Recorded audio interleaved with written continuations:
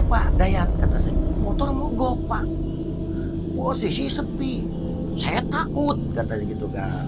Nah akhirnya karena memang kita solidaritas kepada temen ya, sama satu tim gitu kan, satu tim.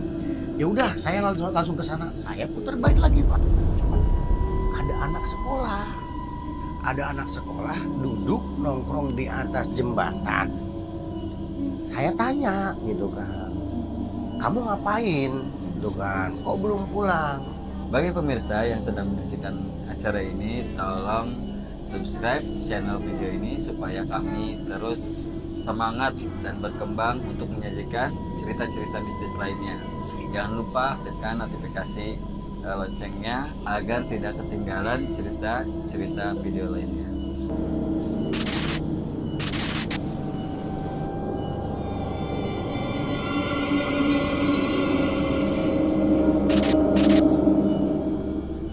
Assalamualaikum warahmatullahi wabarakatuh. Kembali lagi di acara Merinding.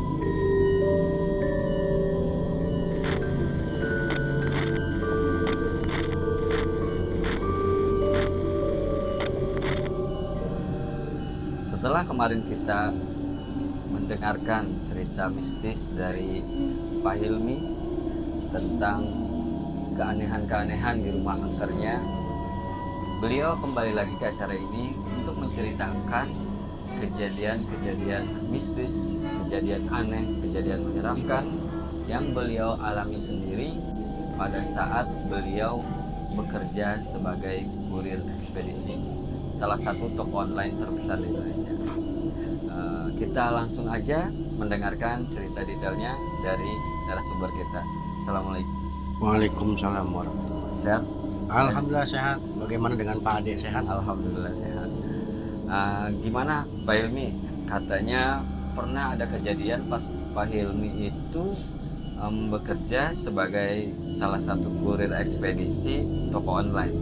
Gimana cerita itu? Betul Pak, waktu itu setelah jadi security saya beberapa bulan nganggur Pak ya, gitu kan. Kemudian saya mencoba melamar kemana-mana, termasuk ke salah satu ekspedisi pengiriman paket Pak.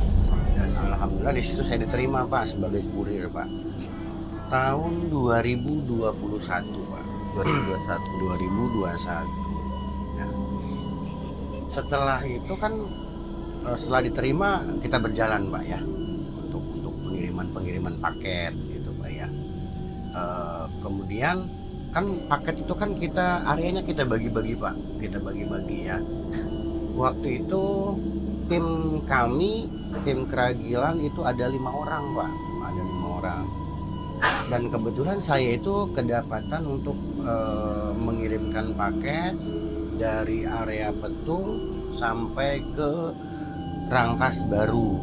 Ya, masih daerah Kabupaten Keragilan Pak, masih Kecamatan Keragilan ya, khususnya dari daerah Petung sampai ke belakang, pokoknya area-area belakang saya itu Pak. Dan teman saya yang namanya Dayat ini ke bagian area depan Pak, dari mulai Cisere sampai ke Palembangan, yang meliputi kan Cisere, Bundar Picon, Bundar Andir, Mean sampai ke Palembangan, Dukuh Kerawen, segala macam ke situ ada Pak ya. Nah, satu ketika paket lagi numpuk nih Pak, banyak gitu kan. Paket lagi numpuk Pak, banyak. Dan kebetulan waktu itu saya udah selesai, Udah beres pengiriman. Dan memang kami itu satu tim itu biasanya memang kerjasama Pak ya, kerjasama tim. Yeah. Jadi kalau misalkan memang ada salah satu anggota tim kita belum selesai, biasanya mengabarkan ke grup Pak. Nah, kita bantu, saling backup gitu kan. Cuma pada saat satu malam itu tidak ada informasi Pak ya, siapa yang memang sudah selesai ataupun yang belum selesai. Nggak ada kabar di grup. Nggak ada kabar lah di grup gitu kan. Saya pikir kan sudah selesai semua karena di jasa pengiriman paket kami itu sebanyak apapun paket itu tidak boleh dinanti-nanti Pak, harus habis. Oh, kalau malam-malam juga Malam juga harus habis Pak. terus dianterin. Harus Pak. harus gitu kan. Mau ibaratnya kita bawa paket 200 paket, 250 paket itu harus habis dari hari itu juga Pak. Kira-kira per hari kebanyakan rata-rata gitu bawa paket berapa paket? Kita sih sebetulnya tidak tentu Pak ya, tergantung paket hari itu ada. Jadi kalau misalkan paket hari ini cuma kita kebagian 150 karena emang adanya 150. Tapi misalkan lain berikutnya, hari berikutnya lebih banyak ya kita harus habiskan semua Pak gitu kan. Satu hari tidak ada informasi ini dari teman-teman tim kita Pak gitu kan. Biasanya kan ngabarin kita belum selesai nih gitu kan gitu.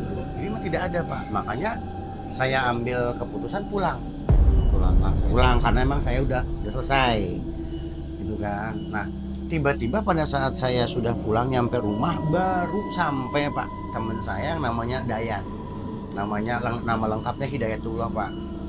Nah telepon ke saya baru nyampe tuh Pak, baru nyampe ke rumah gitu kan, ibaratnya belum masuk ke dalam rumah lah gitu kan. Baru di luar. Baru di luar gitu kan. Teman saya telepon Pak. Nah, saya angkat gitu kan, Mang tolongin gitu kan, dengan sudah nada panik lah gitu kan, nada panik. Saya jawab kenapa gitu kan, motor saya mogok sementara paket saya masih banyak nih gitu kan. Malam Pak, malam sekitar jam setengah satu malam Pak. Setengah satu malam, karena itu tadi kata saya juga Pak, di jasa ekspedisi kami sebanyak apapun paket yang kita bawa harus habis hari itu juga, harus habis Pak. Nah pada saat si Dayat telepon itu kan panik tuh Pak. Kenapa Dayat, kata saya, motor mogok Pak, posisi sepi, saya takut kata gitu kan.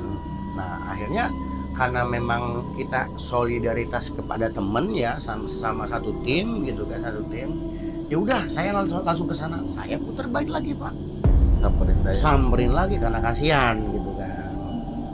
Nah, kemudian saya samperin ke area Picon Pak, Nah, memang di situ itu tempatnya sudah tidak ada penerangan jalan Pak, kemudian dengan pohon-pohonan yang memang rimbun lah, lebat banget gitu kan, pohon bambu segala macam Pak, pohon ambon, pohon serut segala macam ada di situ lah gitu, kayak hutan lah. Seperti hutan lah gitu kan.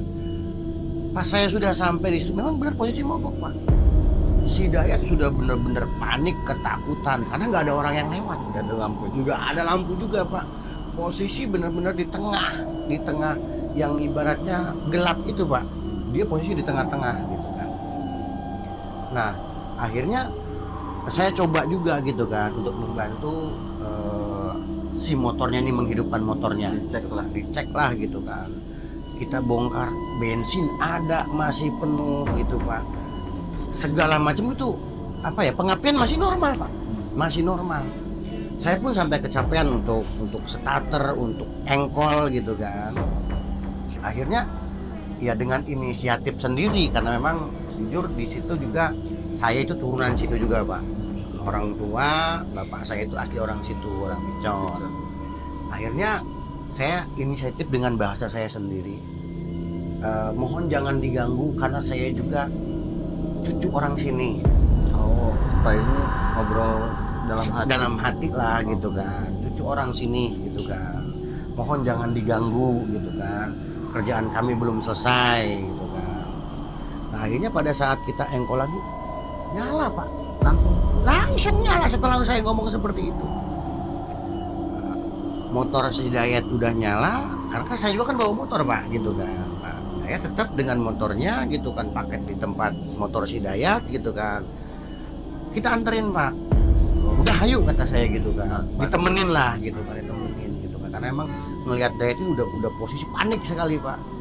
Pada saat jalan baru beberapa meter si Dayat panik lagi Pak, panik lagi. Tapi motor itu nyala Pak, motor masih keadaan mesin masih nyala nih ya, tapi di gas itu dia nggak mau jalan. Motor nyala tapi nggak mau jalan Pak, di gas sekenceng apapun dia nggak mau jalan. Saya bingung dong, makin ibaratnya ikut panik lah gitu kan, ikut panik. Kenapa ini gitu kan? Nah, si Dayat dengan posisi yang sudah panik, muka juga udah merah, saya tepuk, ada apa ya? Karena saya berpikir tuh si Dayat nih kayak melihat sesuatu, gitu kan, kayak melihat sesuatu. Setelah saya tanya, itu dia nggak jawab-jawab, Pak. Nggak bisa ngomong, Pak. Masih bengong gitu kan, dengan pandangan memang kayak apa ya? Kayak melihat sesuatu lah gitu kan. Akhirnya saya tanya, saya tepuk pundaknya, kenapa kamu mau ngomong tuh berat dia itu, mau ngomong tuh berat. Saya ada apa? Emang kamu ngeliat apa gitu kan?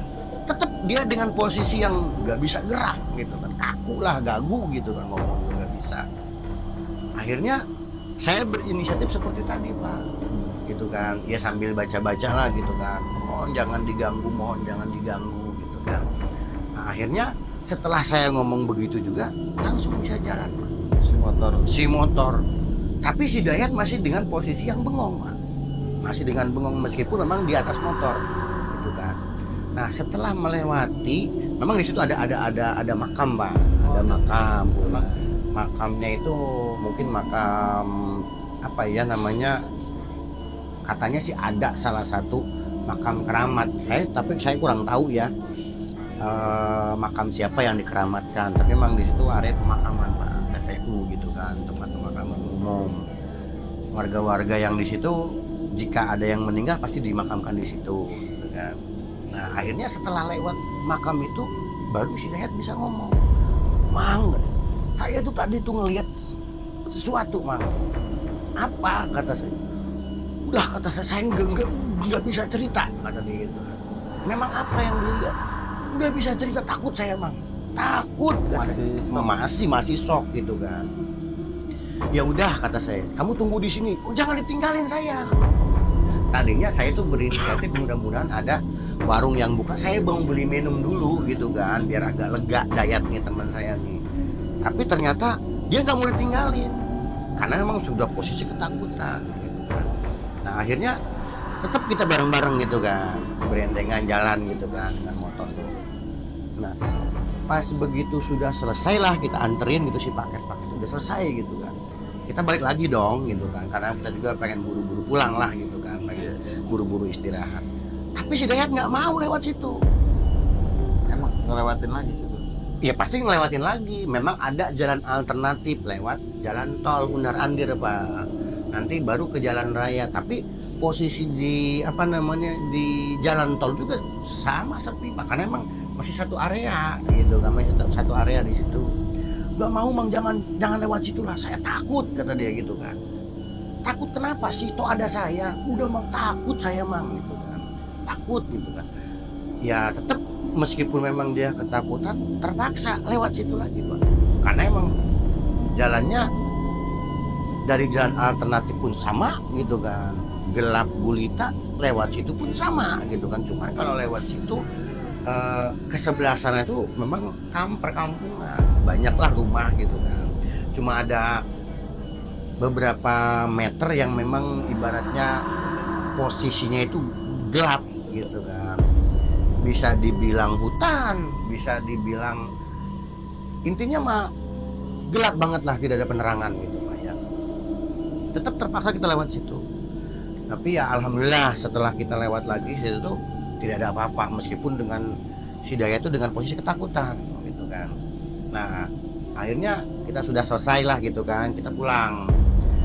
Nah, sebelum kita pulang mampir dulu lah ke ibaratnya ke warung lah gitu kan, untuk menenangkan si Dayat, ngopi dulu gitu kan. Akhirnya dia cerita, saya tuh tadi tuh ngeliat sesosok, itu, Mang, katanya. Iya, sosoknya sosok apa? Udahlah, pokoknya takut. Karena apa? Saking banyaknya. Emang yang kamu lihat itu ada berapa? Yang saya lihat sih ada lebih dari 6, katanya gitu kan. Banyak, tapi memang dia tidak mau cerita apa yang dilihat, karena mungkin ya sok ketakutan itu gitu kan. Intinya aja, kata saya gitu kan, yang kamu lihat tuh gimana? Pokoknya gede, tinggi gitu kan, kayak dibilang Gondorwo. Mungkin iya, kata dia gitu kan.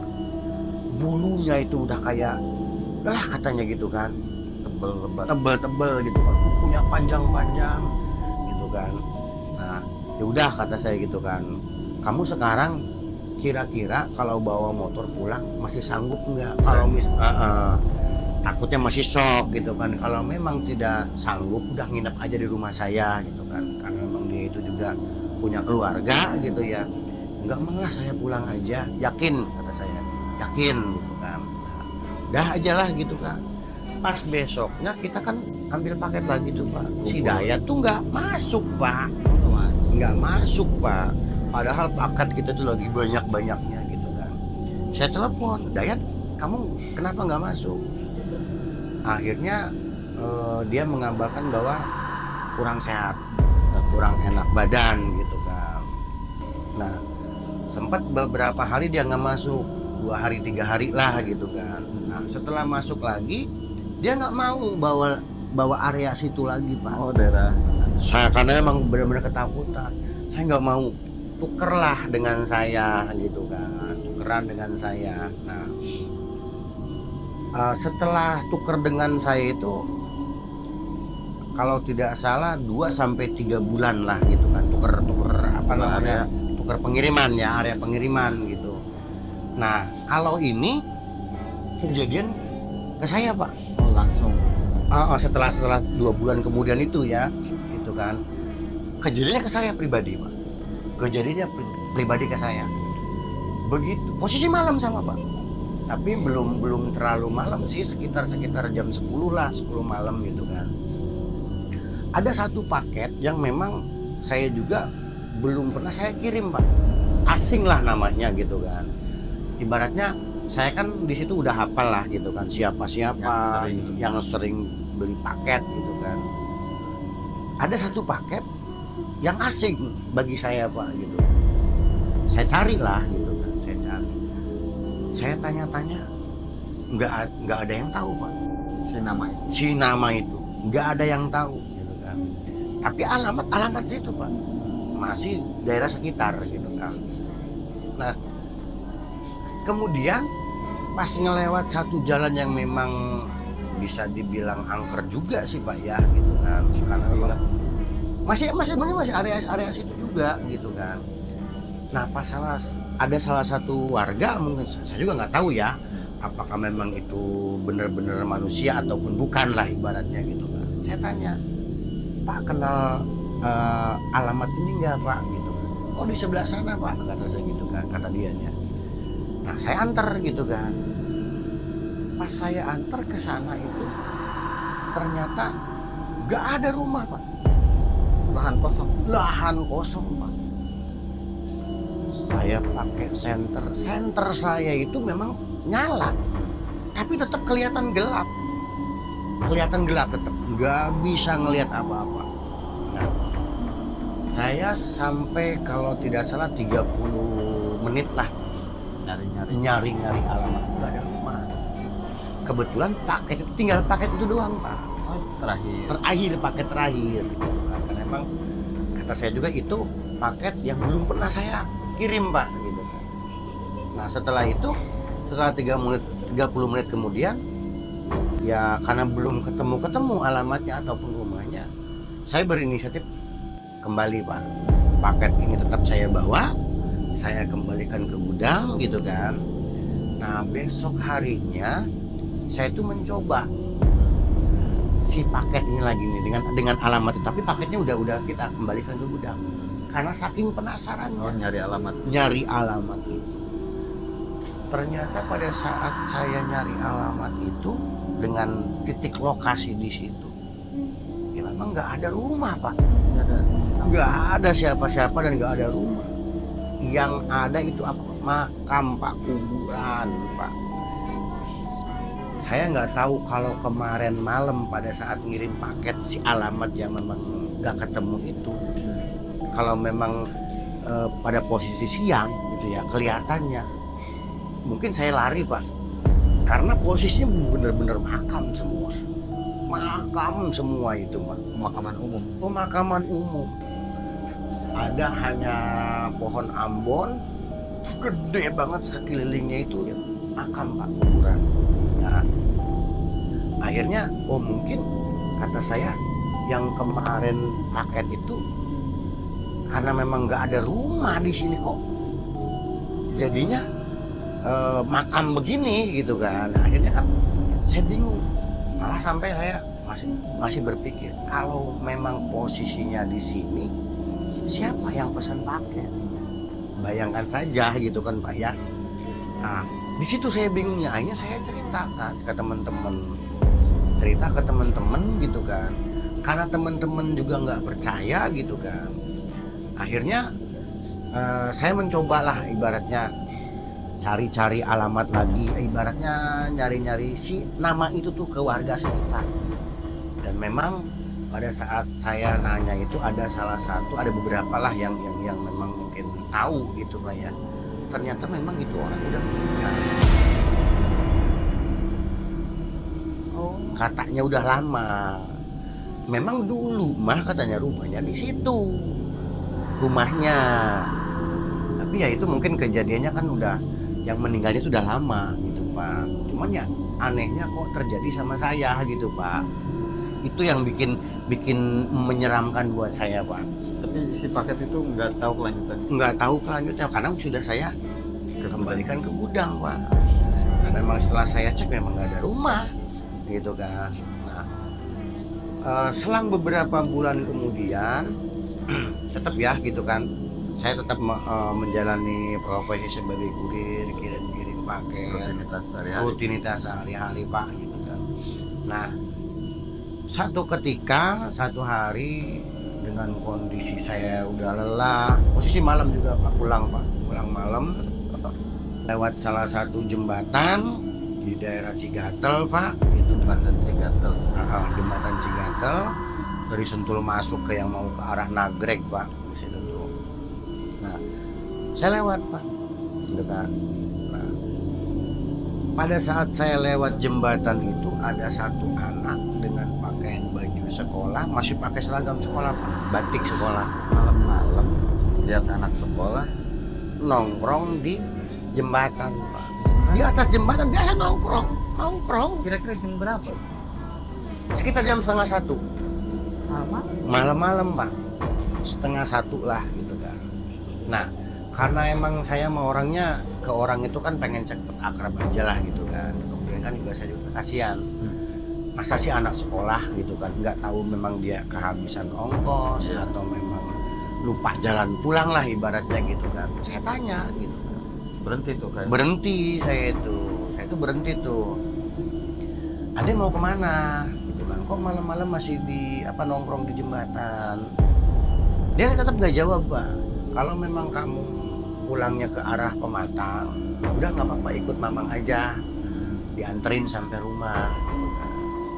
Nah pas begitu dia turun Pak, nengok ke saya, Masya Allah Pak, itu mukanya hancur penuh dengan darah Pak. Mukanya hancur Pak pokoknya Pak. Nah di situ saya udah mulai, kayaknya ini bukan manusia beneran nih kata saya gitu kan. Akhirnya karena memang posisi si motor saya itu masih nyala gitu kan, saya tinggalin. Tidak jadi saya bonceng Pak, langsung gas. Tapi saya nggak ngebut Pak, karena posisi jembatan Cigatel langsung setelah lewat jembatan itu langsung tanjakan. Langsung tanjakan. Pas belokan di situ ada bengkel sepeda. Memang warga sekitar ya, bengkel sepeda. Namanya Mang Karta gitu kan. Nah, saya lihat tuh Mang Karta tuh lagi ngopi Pak. Oh di luar kelihatan. Memang depan rumahnya bengkelnya juga kelihatan. Memang beliau sering ibaratnya nongkrong di depan sambil ngopi gitu kan. Nah akhirnya saya mampir lah ke Mang Karta ngobrol. Nah akhirnya saya ngobrol itu kan, saya pun dibikinin kopi lah gitu kan. Mang kata saya tadi ngelewat di situ Pak, jembatan kata saya. Ada anak sekolah duduk nongkrong di atas jembatan. Saya tanya gitu kan, kamu ngapain gitu kan, kok belum pulang. Malah saya tawarkan, kalau memang pulangnya ke arah Pematang, udah ikut saya aja, pulang sama saya anterin sampai ke rumahnya. Pas begitu turun Mang, Masya Allah kata saya gitu kan, mukanya itu hancur Mang, hancur. Nah, Mang Karta ketawa Mang Karta malah ketawa. Ya mungkin karena beliau tahu gitu kan.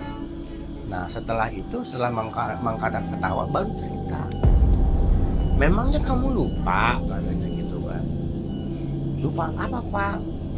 Kan 1 minggu yang lalu aja ada kejadian anak sekolahan tabrakan di situ sampai meninggal di situ. Ya Allah, pantas ya, memang di situ udah beberapa hari ke belakang ini dia sering mewujudkan nampak gitu Pak. Karena memang saya nggak tahu gitu kan Mang Karta, ya hanya saya ajak aja, ya udah katanya kalau misalkan memang ibaratnya udah ngelihat mah gitu kan. Nah kita ngobrol lagi lah gitu kan, ngobrol yang lain gitu kan. Setelah selesai ngopi kita pulang. Mang Karta pamit, saya mau pulang gitu kan. Ya udah, hati-hati aja. Nah begitu nyampe rumah gitu kan, begitu nyampe rumah, si arwah yang tadi itu ada Pak di dalam rumah, di depan rumah. Ngikut Pak. Padahal kan saya nggak ibaratnya nggak ngebonceng dia Pak, karena begitu saya tahu mukanya begitu saya langsung jalan gitu Pak. Ada Pak di depan rumah saya. Ya kok sampai ngikut gitu kan. Nah akhirnya dia ngomong sesuatu Pak, tolong katanya gitu kan, sempurnakan saya. Si arwah itu saya sempat berpikir, sempurnakan saya. Saya begitu kan, setelah dia ngomong seperti itu, saya masih di luar Pak, sambil ngerokok gitu kan, karena saya nggak berani masuk. Karena takutnya ngikut masuk juga lah gitu kan. Setelah habis 1 batang, saya baru ambil wudhu Pak, baru bisa masuk gitu kan, baru bisa masuk. Nah pada saat saya mau tidur itu, sebelum tidur tuh saya masih memikirkan omongan yang tadi Pak, pesan si arwahnya tadi, apa ini gitu kan. Nah besoknya saya pagi-pagi ke Mang Karta lagi, cerita lagi. Mang Karta kata saya, pulang dari sini habis ngopi itu, saya nyampe rumah, si arwah itu ada di depan rumah saya Pak. Yang bener Pak kata saya gitu Pak. Sampai si arwah itu ngomongnya begini, tolong sempurnakan saya. Maksudnya apa nih Pak? Nah Mang Karta ya mungkin karena memang ibaratnya udah sepuh lah, mungkin ibaratnya udah banyak pengalaman lah gitu kan.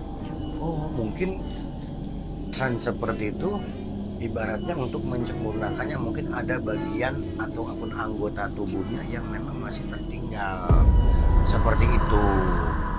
Dan akhirnya kata Mang Karta begini, ya udah coba nanti saya ngobrol sama keluarganya untuk menyempurnakan. Ya memang khawatir lah, karena pada saat kejadian katanya pas tabrakan itu yang terbentur awalnya itu kepalanya dulu, sampai ibaratnya tergeser aspal.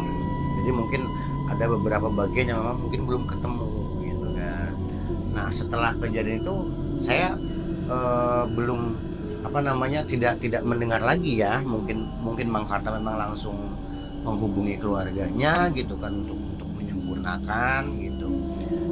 Dan setelah kejadian itu sampai sekarang ya belum ada lagi Pak, artinya belum setelah lewat situ tuh, sering kali lewat itu nggak pernah nampak si arwah yang tadi, anak sekolah itu sampai ngikut ke dalam rumah,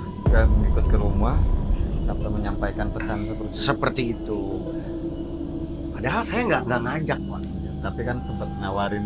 memang sempat nawarin, tapi setelah begitu dia nengok dengan muka yang penuh darah, yang banyak luka, ya akhirnya saya langsung jalan aja Pak gitu. Ya hanya itu sih yang kejadian yang saya alami gitu. Lumayan ya, kerja suka duka jadi kurir ekspedisi, ternyata ada pengalaman mistisnya juga. Kirain saya tuh setiap hari itu nggak sampai malam gitu Pak, ya, pekerjaannya cuma sampai jam 9 atau cuman ditarget kalau hari itu harus dikirim harus selesai. Harus selesai ya, Mau Pak. jam berapa Mau jam berapapun. Apalagi kalau misalkan pas puasa itu paling banyak Pak, paling banyak. Saya kalau puasa itu bisa 300 sampai 350 paket sehari Pak. Saya buka puasa di rumah orang, bahkan sampai ibaratnya sahur di rumah orang, apalagi pas mau malam-malam takbir Pak. Pokoknya harus selesai semua, harus habis semua. Karena apa? Ya kemungkinan siang pesan paket lagi nunggu begitu kan. Apalagi kan kalau puasa kan mereka jarang tidur lah gitu kan ya. Karena apa? Nunggu sahur segala macam. Pokoknya harus habis lah gitu. Oke, terima kasih Pak Hilmi ceritanya. Sama-sama Pak. Bagi pemirsa yang sedang menyaksikan acara ini, tolong subscribe channel video ini supaya kami terus semangat dan berkembang untuk menyajikan cerita-cerita mistis lainnya. Jangan lupa tekan notifikasi loncengnya agar tidak ketinggalan cerita-cerita video lainnya. Oke, terima kasih. Sekian untuk malam ini. Terima kasih Pak Hilmi. Terima kasih juga Pak. Kita tutup acara ini. Assalamualaikum warahmatullahi wabarakatuh.